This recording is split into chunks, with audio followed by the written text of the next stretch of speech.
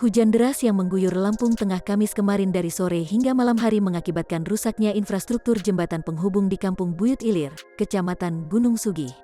Arus air yang deras dari aliran Sungai Webileu mengakibatkan ambrolnya akses utama jembatan penghubung Kecamatan Gunung Sugih ke Kota Gajah dan Lampung Timur tersebut.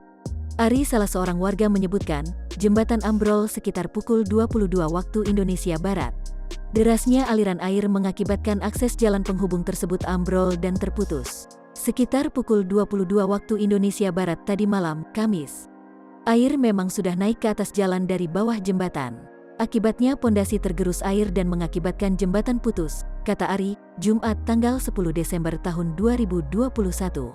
Ari menyebutkan, saat peristiwa ambrolnya jembatan Webileu itu tidak ada kendaraan yang melintas, sehingga tak mengakibatkan adanya korban jiwa dan harta benda.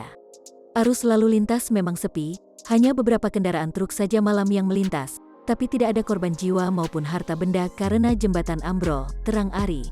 Saat ini kondisi jembatan Webileu terpantau putus dan tak bisa dilintasi oleh kendaraan roda 2, kendaraan roda 4 maupun warga pejalan kaki.